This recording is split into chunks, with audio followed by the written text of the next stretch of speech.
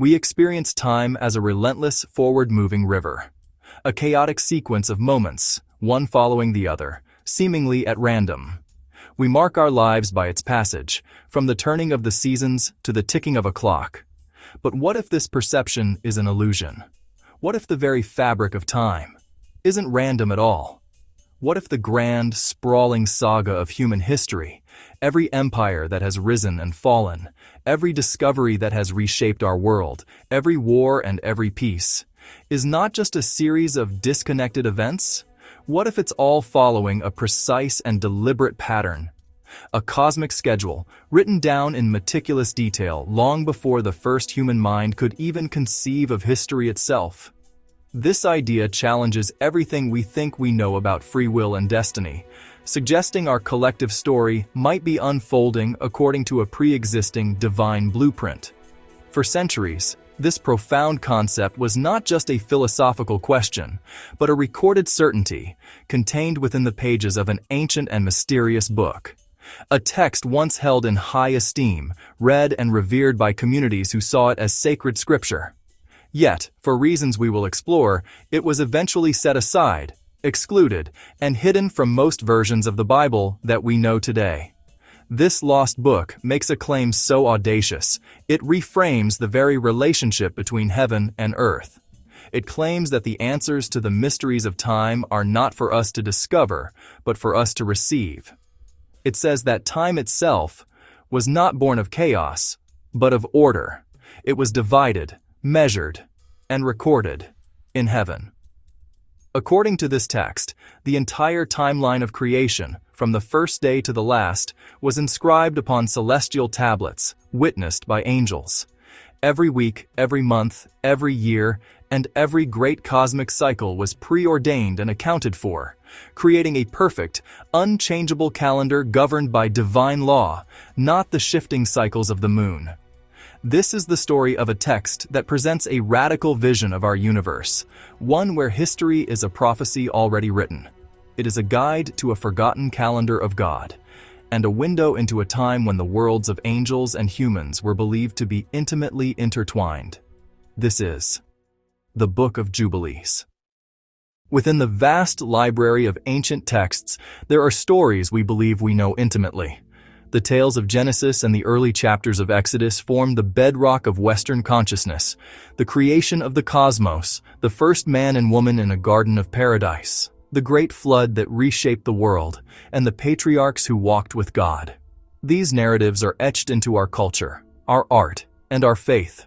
But what if the version that has been passed down through millennia is only one part of a much larger, more intricate tapestry?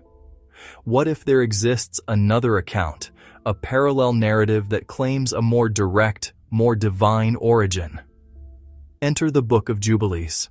This mysterious text, sometimes called the Lesser Genesis, dares to retell those foundational stories from the first day of creation to the arrival of the Israelites at Mount Sinai.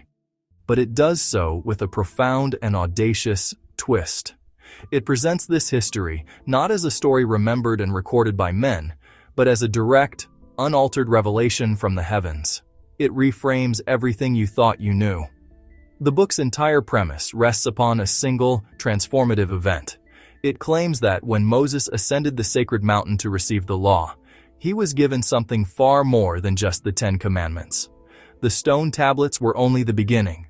For 40 days and 40 nights, enveloped by fire and cloud, Moses was initiated into the secrets of the universe itself. According to Jubilees, an angel, known as the Angel of the Presence, was commanded by God to dictate to Moses the full history of the world. This was not a summary or a collection of oral traditions. It was a reading from a celestial record, a set of pristine heavenly tablets on which all of time, past, present, and future, had been inscribed before the world was ever made. This heavenly record contained more than just history. It held the very structure of time itself.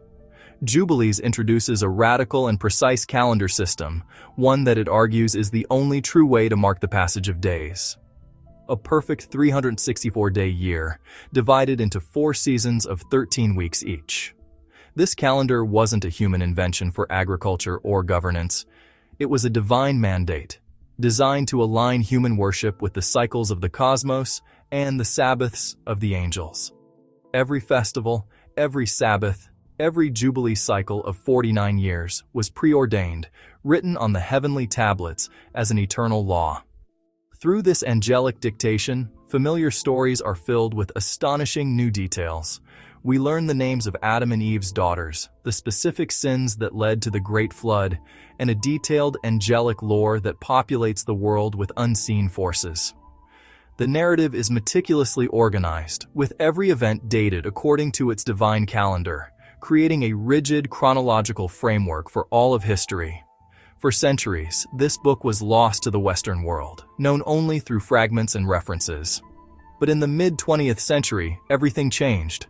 Among the miraculous discovery of the Dead Sea Scrolls, multiple copies of the Book of Jubilees were found, revealing its importance to the ancient Jewish community at Qumran. They didn't just read it, they lived by it. For them, this was not an apocryphal text, but a sacred guide to history, law, and time. The Book of Jubilees is a challenge.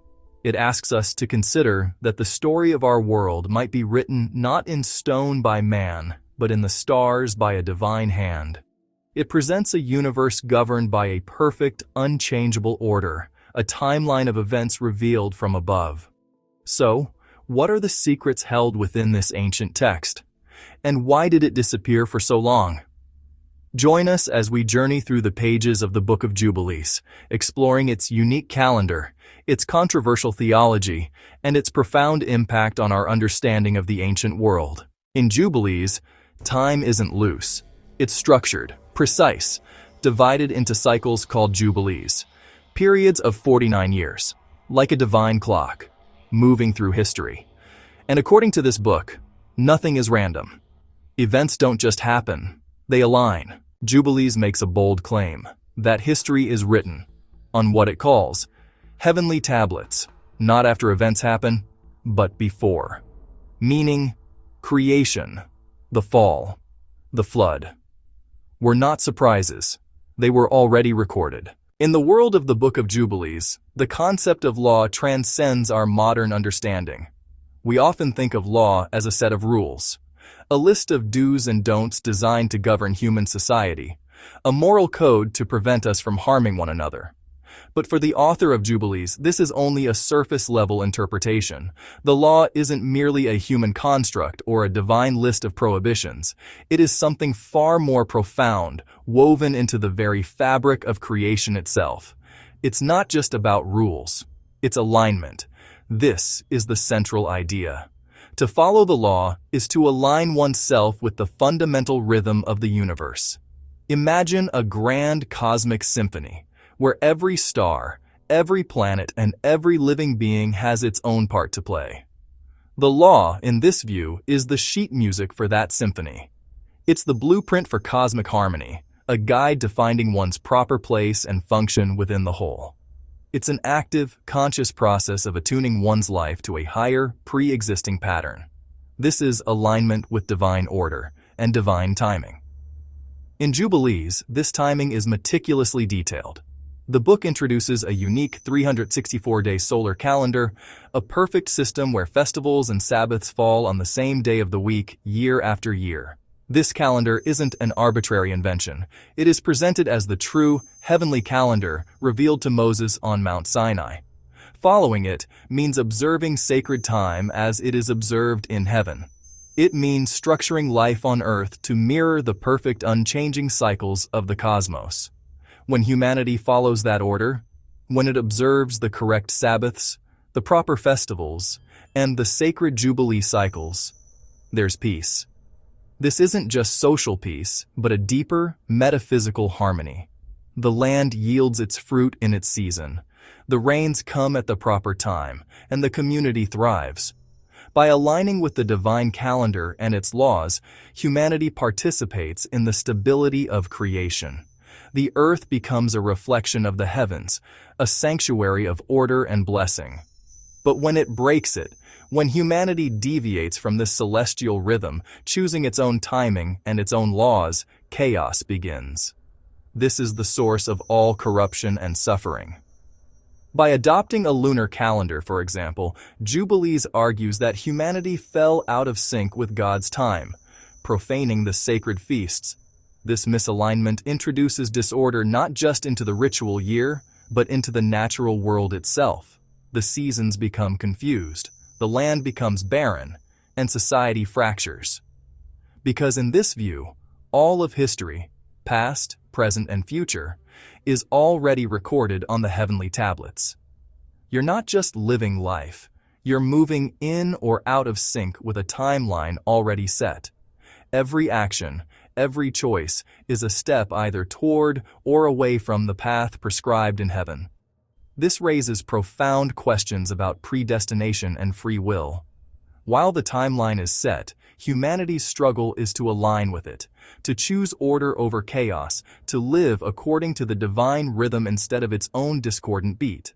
Life becomes a pilgrimage, a journey of constant realignment with the eternal. If Jubilees is right, then history isn't drifting. It's moving, with purpose. Nations rise and fall in patterns. Generations repeat cycles, and that raises a deeper question.